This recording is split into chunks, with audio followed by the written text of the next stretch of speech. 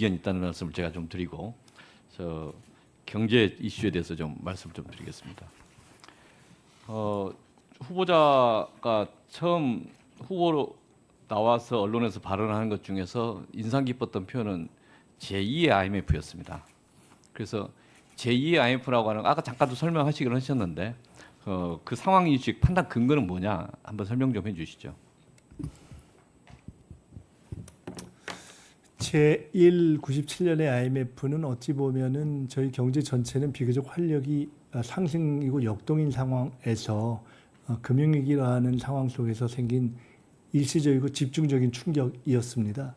근데 사실 지금 오늘 현재의 상황은 아시다시피 성장률이 지금 역성장 또는 마이너스 제로 단계로 향해서 가고 있고 우리 산업의 구조적인 이 어려움이 지금 곳곳에서 고통이 발산되고 있고 무엇보다도 우리는 결국은 궁극적으로는 이 국제적인 자유로운 환경하에서 무역으로 상당 정도 풀어가는 나라인데 국제 질서가 전면적으로 지금 변하고 있는 상황이고 우리를 둘러싸고 있는 나라들이 미국, 일본,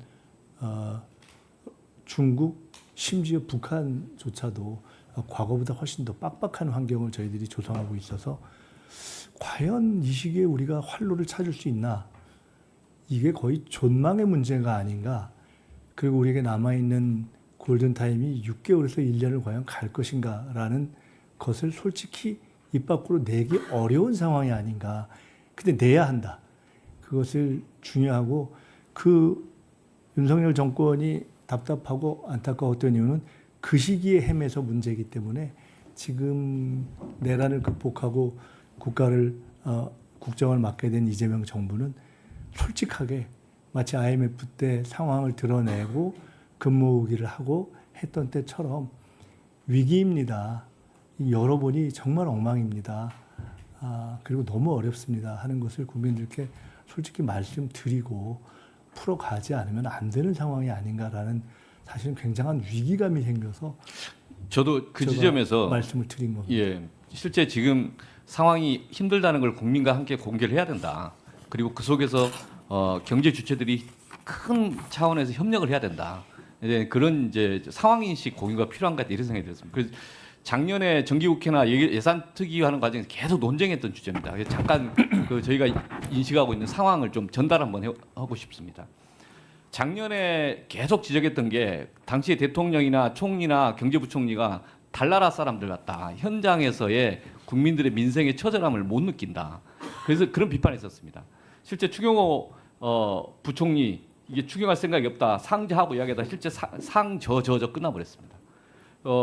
그 다음 페이지 보시면 이제 대통령도 작년에 확실히 더 잘 될 것이다. 또는 이제 총리도 우리 경제가 정상화됐다. 계속 이렇게 주장을 했습니다. 다음 페이지 보시고 경제 심지어 이게 대통령 정책실장도 그런 얘기했습니다. 핵심적으로 의사결정한 사람들이 이런 인식을 갖고 있어서 상황을 제대로 파악 못하고 있다. 그러니까 정책도 엉터리 아니냐 이런 비판이었고 다음 페이지 보시겠습니다. 대한민국에서 계속 역대 정부들의 감세 정책, 그 증세 정책을 보면 이명박 정부 감세 정책, 박근혜 정부 증세 정책 잘했다고 좀 보는데 문재인 정부 크게 하지는 못했습니다. 그런데 윤석열 정부 3년 동안에 이 예상되는 그 감세 규모가 80조 가까이 됐었습니다. 다음 페이지 보시면 그로 인해서 2023년에 세수 결손 56.4조, 작년에 30.8조, 즉 그 전에 395조, 396조에서 약 60조가 떨어진 작년에 세수가 336조였습니다. 경상 성장률이 4% 5%씩 되고 있는데 왜 절대적으로 수치가 떨어졌느냐 이해가 되지 않는 상태. 이건 감세 외에는 생각이 여기 대안이 없고 실제 이 원인 설명이 안 된다. 이 점 때문에 저는 기재부 분할을 이야기했고 기재부 관료들 국장급 이하들 정말 처절하게 국민들이 석고되지 않는다 그런 지적을 했습니다. 다음 페이지 보시면 통상적으로 레이거노믹스 이야기하면서 감세를 할 경우에 경제가 활성화된다고 이야기를 합니다. 그렇기 때문에 일정 시기가 지나면 전체 세수 기반이 확대되고 증대될 거라고 이야기합니다. 그런데 감세 정책을 3년 동안 했는데 3년 내내 경제 성장률이 떨어졌어요. 2023년도에 1.4%, 작년에 2.0%, 올해 본래 2.2가 되느냐 1. 얼마가 되냐 했다가 지금 1.0 이하로 떨어지는 심지어는 올해 1분기에 마이너스 성장을 했어요. 그러니까 이 상황 속에서 보면은 감세 정책이 있지만 감세 정책이 경제 활성화에 아무런 효과가 없었다. 그러면 한 번 더 물어볼 수 있죠. 그러면 윤석열 정부에서는 그동안에 우리나라의 잠재적 성장률을 높이기 위한 구조개혁이라고 했느냐.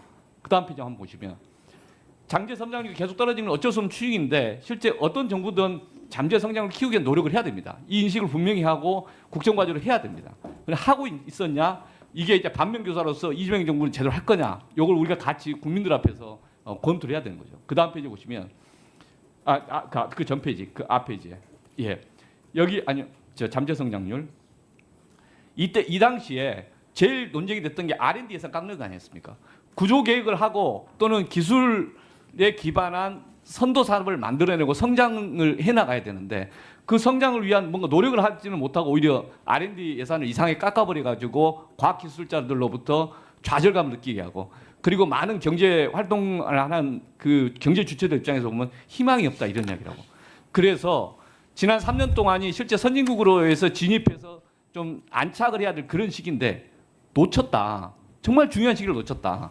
그러면 이재명 정부가 지금 시작하는 시기에서 우리가 재정 기반도 좀 약화된 상태, 세수 기반도 약화된 상태고, 그리고 경제 성장률도 전체적으로 새롭게 터닝 포인트를 만들어야 되는데 어떻게 터닝 포인트를 만들 것인가? 그 당장 미중 간의 갈등 속에서 여러 가지 어려움도 있고, 그러니까 지금 정말 힘든 시기다.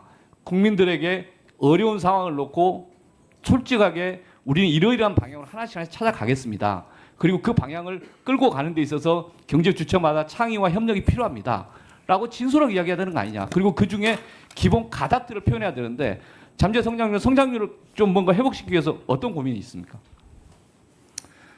우선 저는 지금 주신 말씀처럼 위기론을 명확하게 해야 된다는 절박한 문제의식을 가지고 있습니다. IMF보다 어렵다는 것을 명확하게 인식해야 합니다.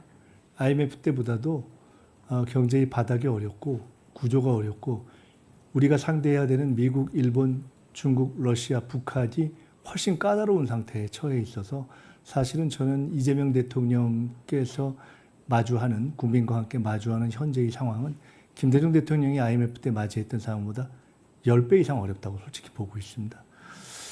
게다가 윤석열 정권이 세수 기반을 약화놓은 상태여서 여러분이 깡통이다라는 느낌. 게다가 최근에 부동산 문제가 있습니다만은 등등 우려가 있습니다만은 이 정권이 우리 새 정부가 시작하자마자여서 오세훈 시정이 사실은 질러놓고 무책임인 이런 상황이어서 정말 고민입니다.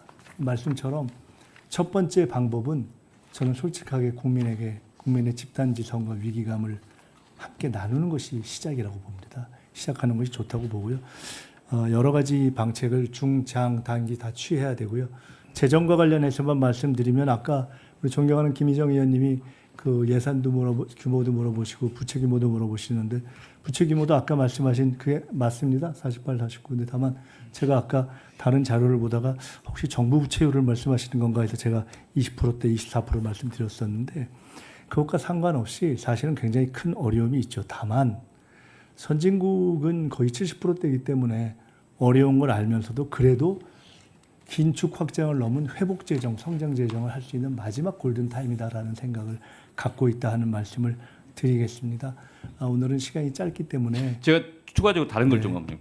그 실제 지금 저는 제안입니다. 한번 정부에서는 함께 계속 고민해 주십사 하는 건데 세수 기반을 확대해야 된다. 그걸 국정 과제로서 계속 가야 된다. 저 여러 군데서 이야기했고요. 지금 무리한 감사하면 안 된다. 이런 말씀이고 두 번째로 지금 적극적 재정해야 된다. 지난 2023년, 2024년 적절한 재정의 역할을 해야 되는데 못했다. 그런 비판하는 거고. 다음 페이지 한번 보십시오. 화면을 좀 바꿔. 그 다음 페이지. 우리나라가 지금 필요한 게 기업 부채는 IMF 이후에 많이 개선됐습니다. 가계 부채냐 정부 부채냐 정부 부채도 선진국 평균 비교해 보면 108%인데 대한민국 52.4% 아까 48.5 대략 이 숫자 왔다 갔다 합니다. 가계 부채가 제일 문제입니다. 가계 부채가 100%에서 지금 89, 90% 왔다 갔다 하는데 그로 인해서 민간에서 소비가 위축되기 때문에 이 문제 풀어야 된다.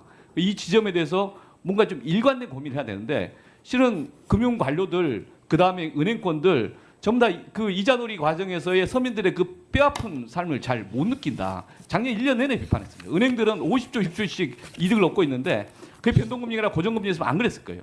미국은 5% 기준금리가 성장했는데 대한민국 계속 일단 한번 더 지적하겠습니다. 은행과 관련된 한 말씀만 간단히 드리겠습니다.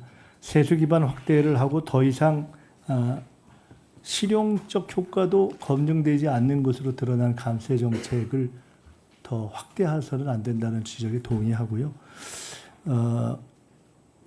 장기적인 성장의 회복과 더불어서 우선 현재의 민생의 어려움을 풀어야 되는데 제일 큰 것이 가계부채 문제고 물가 문제입니다. 이에 대해서 대통령께서도 워낙 강하게 걱정을 하기 때문에 지적을 하고 계신 것이고 가만히 최근 새 정부 들어서고 나서 대통령께서 지적하신 내용들을 쭉 보면 물가, 가계부채, 예대금리 등등 그러한 국민들에게 직접 타격을 주는 부분으로 집중되어 있다 하는 것을 이해하실 수 있을 겁니다. 네.